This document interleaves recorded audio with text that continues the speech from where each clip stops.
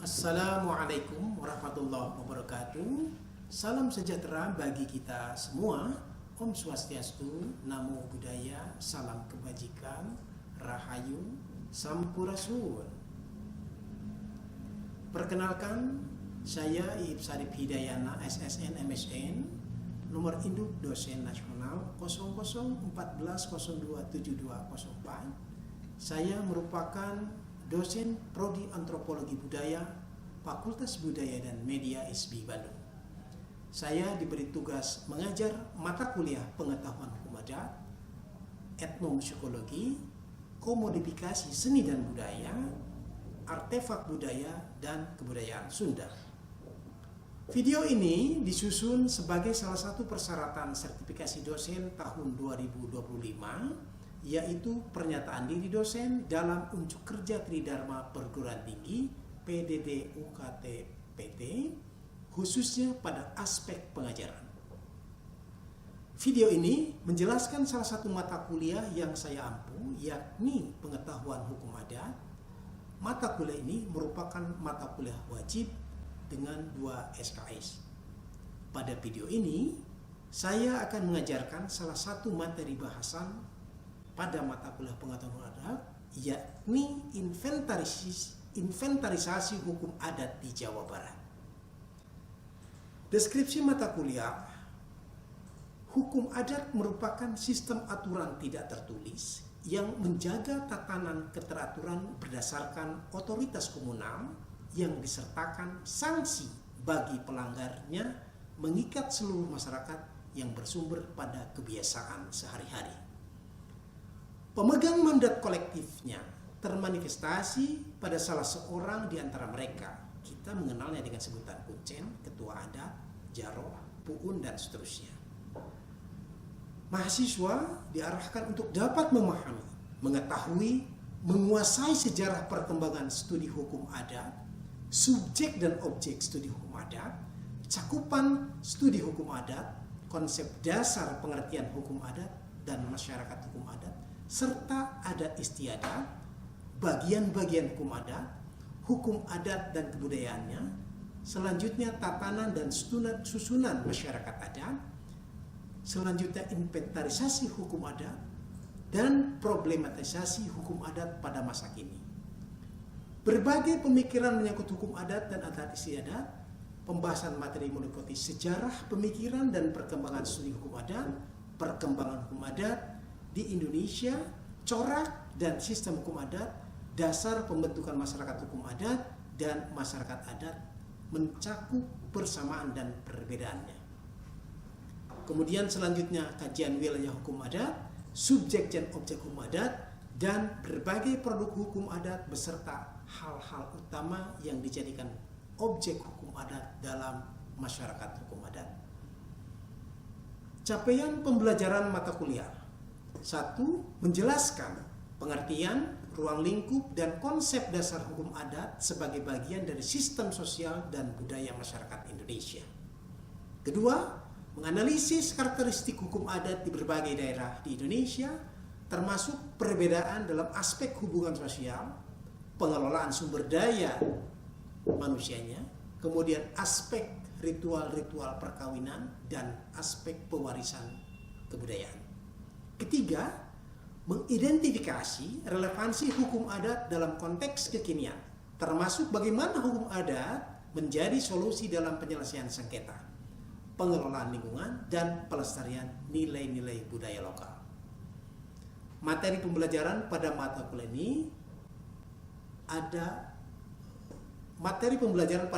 ini adalah kajian tentang hukum adat yang ada di Indonesia. Jadi fokus untuk hukum adat yang ada di Indonesia. Metode pembelajaran pada mata kuliah ini adalah diskusi, ceramah, case study, dan investigasi. Tadi di akhir sesi kita akan memberikan tugas kepada mahasiswa meriset langsung pada masyarakat. Penilaian dalam mata kuliah ini diperoleh dari nilai tugas mandiri, ujian tengah semester, dan ujian akhir semester. Video pembelajaran terkait inventarisasi hukum adat di Jawa Barat dapat disaksikan sebagai berikut. Bismillahirrahmanirrahim. Assalamualaikum warahmatullahi wabarakatuh. Waalaikumsalam warahmatullahi wabarakatuh. Salam sejahtera bagi kita semua. Om Swastiastu, Namo Buddhaya, salam kebajikan, Rahayu, Sampurasun. Apa kabar teman-teman? Semoga rekan-rekan mahasiswa senantiasa diberikan kesehatan, keberkahan. Teman-teman yang Bapak banggakan, memulai kelas pagi, Bapak memohon keikhlasan teman-teman untuk memulai kelas pagi hari ini dengan bersama-sama berdoa kepada Tuhan Semesta Raya Allah Subhanahu wa Ta'ala. Mudah-mudahan keterbatasan kami berbagi ilmu menjadi kebaikan bersama. Berdoa menurut agama dan kepercayaan masing-masing dimulai. Bagi yang beragama Islam, al-hadiniyah fa kulli niyatin shalihah al-fatihah.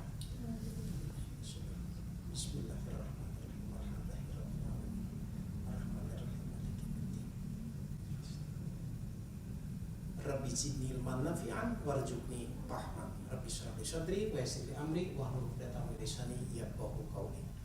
Teman-teman yang baik, setelah kita melakukan pertemuan sebelumnya, pertemuan hari ini, pertemuan ke-11 akan membahas tentang inventarisasi hukum adat di Jawa Barat. Tapi sebelumnya, karena salah satu penilaian administratif itu juga pada absen yang ada disiapkan, Bapak memastikan kehadiran teman-teman. Pertama, Mutia Violeta hadir. Terima kasih. Selanjutnya Nabila Alia. Selanjutnya Sofia, maaf Bapak lupa. Sofia ini, kemudian Ija. Kemudian Sauki Rajadulia. Terima kasih. Baik, absen sudah dimulai. Teman-teman, Bapak memastikan setelah perkuliahan ini, di ujung materi perkuliahan, teman-teman akan dikelompokkan sebagaimana kelompok karena akan terjun ke lapangan menginventarisasi hukum adat di Jawa Barat dengan mengambil sampel 2 masyarakat adat. Masih ingat ya? Kampung adat mana? Cikondang sama Kampung adat Cikondang, Desa Lamajang, kemudian Kampung Mahmud di Kabupaten Bandung. Mudah-mudahan teman ada pengalaman. Baik, teman-teman yang baik, inventarisasi hukum adat ini sangat penting kami sampaikan pada pertemuan ini karena untuk menjaga kelestarian budaya dan kearifan lokal. Ingat, hukum adat basis risetnya dari tradisi, lisan, tuturan. Maka sistem konservasinya akan sangat berdasarkan dari inventarisasi di lapangan. Latar belakang pentingnya inventarisasi hukum adat pertama dari sisi pelestarian, ya, dari sisi pelestarian. Karena hakikatnya tradisi lisan potensi untuk punahnya rendah atau tinggi? Tinggi. Hukum adat yang tidak tertulis itu hakikatnya berpotensi untuk rawan punah. Maka inventarisasi ini sebuah keniscayaan dalam konteks pelestarian. Ya, konteks pelestarian. Dan hukum adat itu sejatinya akan mencerminkan nilai-nilai dan tradisi yang telah diwariskan secara turun-temurun. Ada makna nilai, ada meaning yang terkandung dari seluruh inventarisasi hukum adat. Nanti di ujung, sekali lagi di ujung kami akan sampaikan kepada teman-teman bagaimana fakta dari riset penelitian selain Bapak mengajar, meneliti bagaimana hukum adat memiliki makna terdalam dari satu masyarakat dan budayanya. Selanjutnya, dalam konteks pelestarian budaya, ada tujuan lain yang melatar belakangi pentingnya inventarisasi hukum adat. Apa itu? Yaitu keadilan dan kesejahteraan. Aspek keadilan dan kesejahteraan. Bagaimanapun masyarakat adat, adanya itu terpencil atau di tengah kota? Terpencil. Aksesibilitasnya penuh tantangan. Iya. Nah, itu kan memerlukan effort yang sangat tinggi. Effortnya sangat tinggi. Jadi aspek keadilan, aspek kesejahteraan penting. Nah, dalam masyarakat adat kita ketahui ada sekurang-kurangnya tripangtunya dalam konteks wilayah. Apa itu? Pertama tutupan, titipan, awisan. Oke. Tutupan, wilayah tutupan, kemudian awisan, dan kemudian titipan. Ya. Terima kasih Ija sudah mengingatkan Bapak. Jadi dalam konteks tutupan, area pertanahannya, areanya itu tidak bisa dijadikan sebagai ruang ekonomi karena merupakan ruang yang hanya waktu tertentu bisa dimasukkan. ruang ekonomi akan tercipta bagi masyarakat adat sebagaimana tuturan di hukum-hukum adatnya, di mana itu di wilayah tanah Dipipan dan Awisa. Ya, ada banyak tantangan-tantangan teman-teman. Jadi kalau di masyarakat adat Cikondang misalnya kita bisa berkunjung di hari-hari tertentu, hari apa aja itu kalau adat ke Kampung Cikondang bisa hadir di luar hari Sabtu dan hari Selasa. Di kampung adat yang lain, ini pentingnya inventarisasi hukum adat, karena kita dengan memahami inventarisasi hukum adat itu, kita akan memahami masyarakat. Di kampung adat itu mengunjungi tradisinya di Garut Selatan hanya bisa dilakukan di hari Sabtu. Di kampung yang lain tidak boleh berkunjung di hari Sabtu. Di kampung adat yang satu, inilah keunikan dari masyarakat adat di Jawa Barat yang akan kita diskusikan pada pertemuan hari ini. Kemudian Bapak ingin minta pandangan tentang definisi hukum adat dan ruang lingkupnya. Apa kira-kira tentang definisi hukum adat dari literatur yang pernah pertemuan yang lalu Bapak sampaikan? Ada yang mencoba? Apa definisi hukum adat? Saya Pak. Syomya. Hukum yang ada di masyarakat adat atau masyarakat yang mempunyai kebiasaan tradisi tertentu dan memiliki wilayah yang jauh dari masyarakat modern dan juga mempunyai kebijakan tersendiri dengan aturan-aturan yang tidak tertulis tetapi kuat di sana. Oke. Hukum yang tidak tertulis di garis bawah. Apalagi tambahan yang lain? Kemudian Hanya disepakati di suatu wilayah tertentu dan berbeda dengan wilayah-wilayah lainnya. bersifat dia sektoral di masyarakat adatnya. Iya. Oke. Sauki? Suatu hukum adat yang berlaku di suatu wilayah dan diturunkan secara turun-temurun melalui orang. Oke. Tradisi besar, folklore, tidak tertulis. Oke. Jadi definisi hukum adat adalah aturan-aturan yang tidak tertulis yang berlaku dalam suatu masyarakat adat, bersumber dari adat istiadatnya, kebiasaan dan kepercayaannya, religinya. Oke.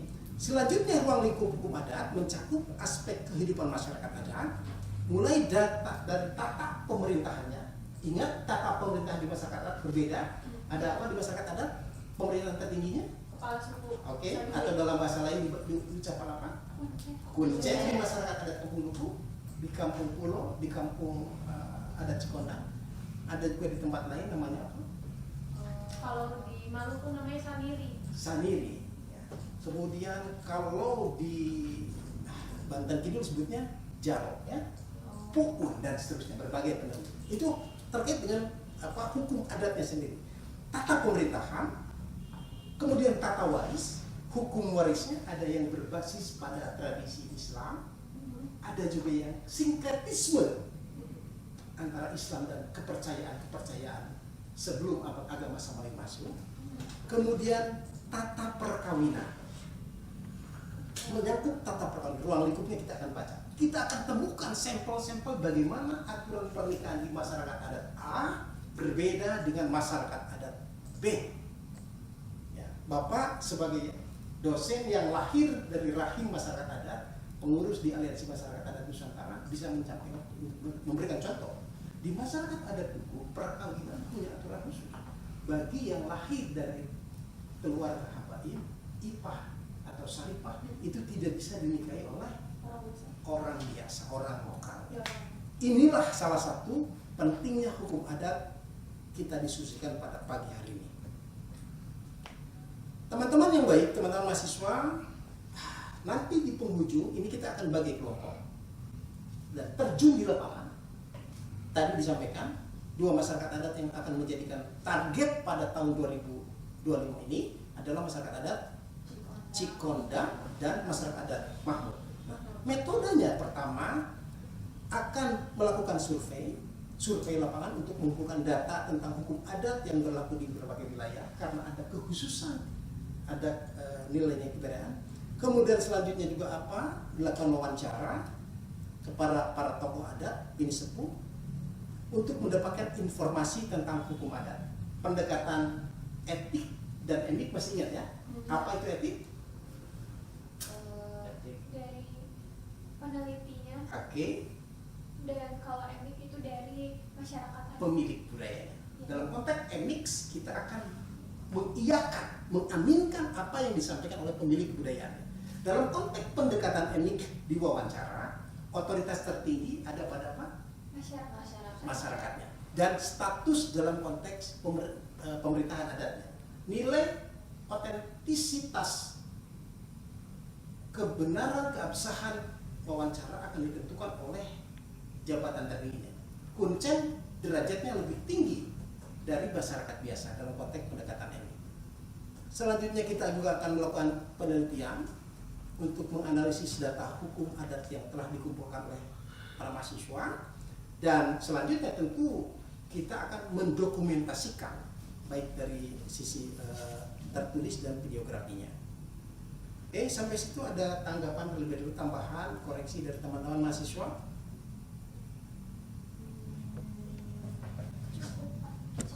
Oke, teman-teman mahasiswa yang baik, tantangan dalam inventarisasi hukum adat, ya, ada tantangan-tantangan. Jangan sekali-kali mahasiswa menyampaikan ini sebuah hambatan. Tantangan berbeda dengan hambatan. Tantangan pertama adalah dari kita ketahui karena sumber dasar hukum adat itu tradisinya tradisi tuturan, lisan, tidak tertulis, maka kurang data di Jawa Barat. Di Jawa Barat saja, bukan dalam konteks Nusantara, itu hukum adat belum terbukukan, terdokumentasikan dengan baik. Kemudian tantangan selanjutnya kita ketahui masyarakat adat itu lokal keberadaannya itu kira-kira jauh ya, jauh dari akses yang penuh tantangan, sulit dijangkau. Aksesibilitasnya memang kesulitan dalam mengakses informasi tentang hukum adat yang tersebar di wilayah. Kemudian yang kedua adalah sumber daya. Keterbatasan sumber daya untuk mendukung proses inventarisasi, tentu teman-teman mahasiswa antropologi baik di fakultas yang lain atau di ISPI Bandung ini memang punya tantangan tersendiri, akses sumber dayanya. Ya. Mudah-mudahan kehadiran mahasiswa-mahasiswa antro di berbagai perguruan tinggi itu akan memudahkan menginventarisasi hukum adat yang ada di Jawa Barat. Selanjutnya, dalam konteks pemerintahan daerah di Jawa Barat, tentu pada kesempatan yang baik ini sebagai mahasiswa agen pemajuan kebudayaan, ya, hukum adat ini kalau diinventarisi disandingkan dengan Undang-Undang Nomor 5 Tahun 2017 tentang pemajuan kebudayaan, mari kita dekatkannya inventarisasi hukum adat ini kita dekatkan dengan Undang-Undang Nomor 5 tentang pemajuan kebudayaan. Oke, masih ingat 10 OPK ya? Pertama apa kira-kira? Ada bahasa. Ada bahasa. Sekali lagi hukum adat basisnya adalah tuturan lisan. Ya. Bahasa di masing-masing wewengkon, di masing tempat itu punya kekhususan tersendiri. Ya. Kedua apa? Adat istiadat. Adat istiadat. Seluruh adat istiadat dari mulai siklus kehidupan, teman-teman mohon dibaca ulang bukunya Kiai Haji Hasan Mustafa berjudul Adat Istiadat Orang Sunda. Nah, buku itu menjadi babon, menjadi studi awal bagaimana kita menginventarisir hukum-hukum adat yang sudah dituliskan di bukunya Kiai Haji Hasan Mustafa ini. Dari mulai adat perkawinan, kelahiran, kematian, dan siklus-siklus inisiasi kedewasaan. Jadi buku itu penting untuk teman-teman baca sehingga ketika terjun di lapangan, buku ini menjadi literatur utama untuk menyandingkan praktik-praktik hukum adat yang masih berlaku di masyarakat adat. Oke, tadi tentang adat istiadat, Ada tradisi lisan, ya 10 objek. Jadi bagaimana pentingnya inventarisasi hukum adat itu dikaitkan dengan Undang-Undang 5 itu hampir kurang lebih 9 dari 10 plus 1 cagar budaya itu ada di inventarisasi hukum adat. Ya. Jadi penting dasar hukumnya ya. Jadi oleh karena pentingnya inventarisasi hukum adat ini, dukungan pemerintah daerah sangat penting. Jadi pertama memberikan dukungan dana dan sumber daya untuk proses inventarisasi bagi pemerintah daerah menjadi catatan baik ini ke perguruan ini. Kemudian koordinasi, membuat koordinasi dengan berbagai pihak terkait dengan mendukung inventarisasi. Jadi koordinasi lintas sektoral pemerintah daerah, karena di pemerintah daerah sekarang juga ada para pemangku adat yang diorganisir gitu. Kemudian selanjutnya sosialisasi. Penting pemerintah daerah memberikan sosialisasi. Sampai hari ini perjuangan di Aliansi Masyarakat Adat Nusantara, perjuangan masyarakat adat untuk mendapatkan legalisasi masih terus diperjuangkan. Selanjutnya teman-teman,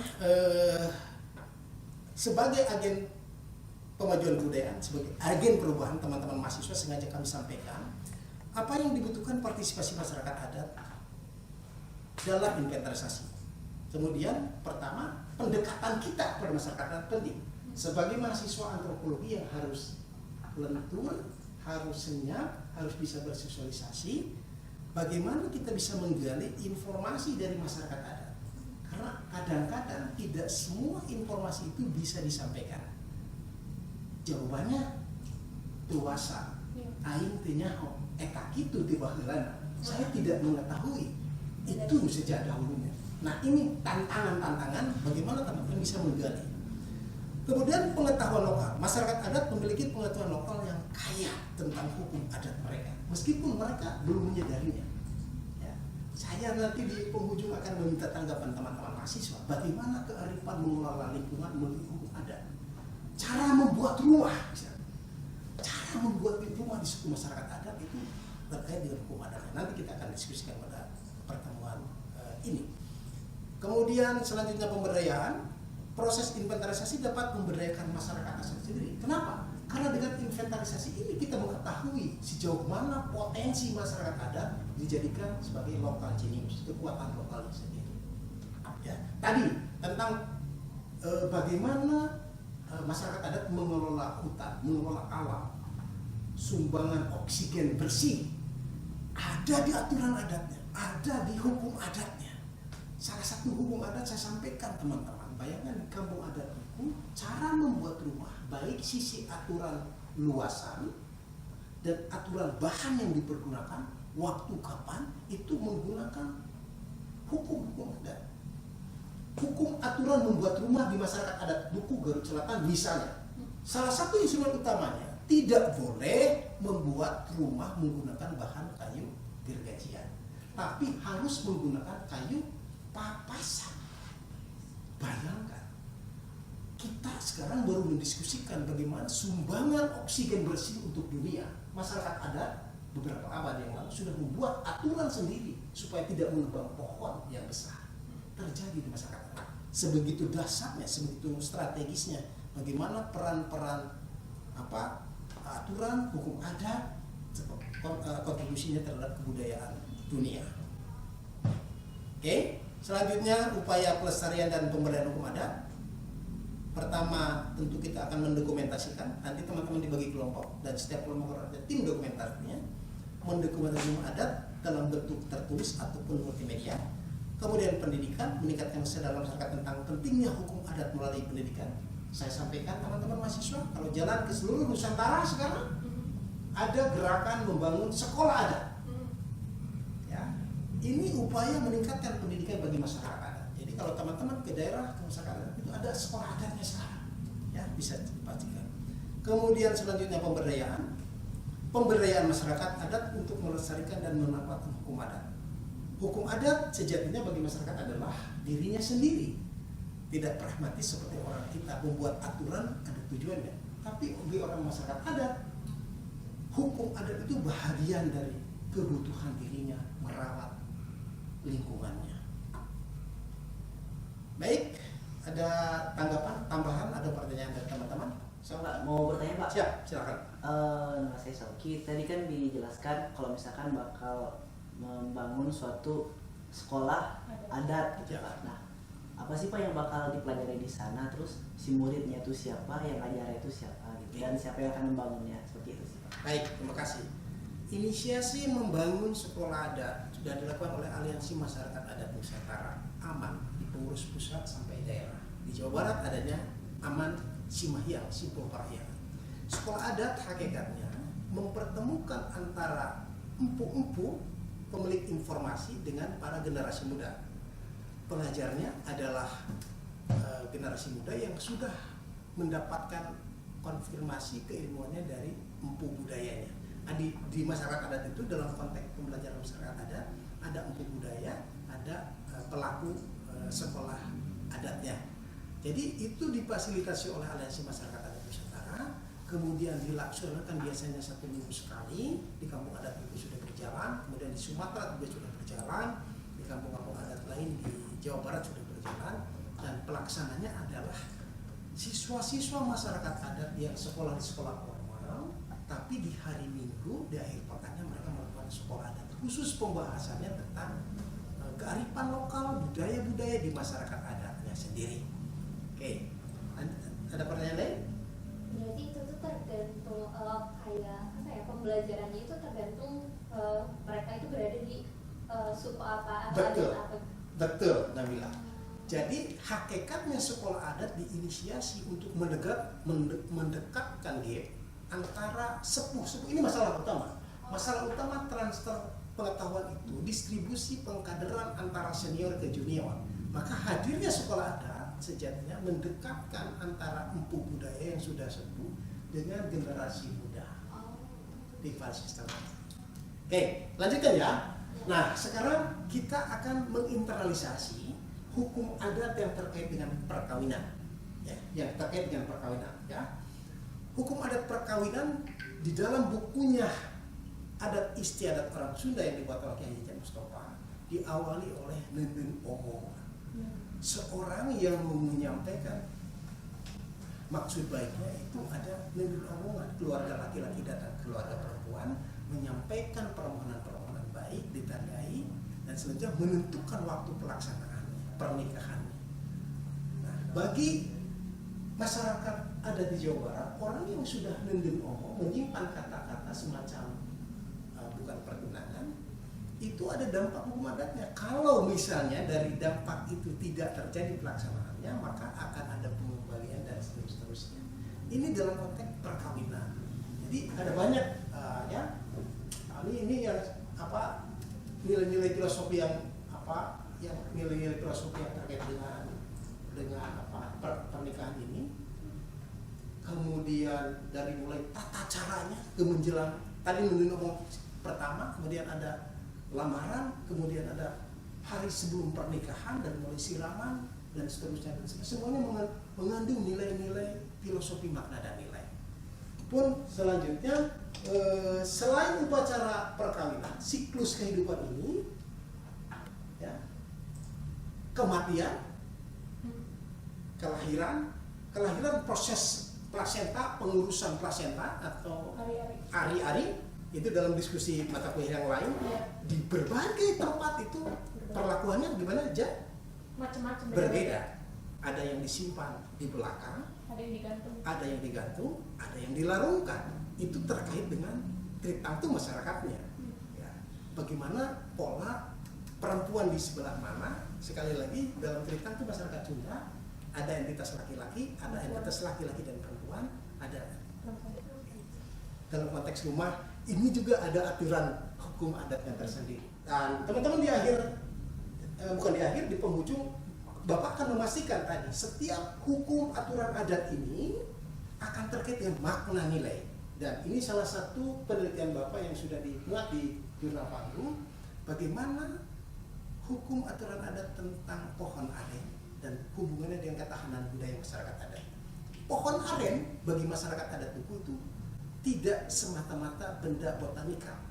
Dia adalah tumbuhan budaya karena terkait dengan mitologi Nyi Pohaci. Masih ingat ya mitologi Nyi Pohaci pada pertemuan sebelumnya? Terima kasih atas kesempatannya. Sampai bertemu di kesempatan pertemuan selanjutnya.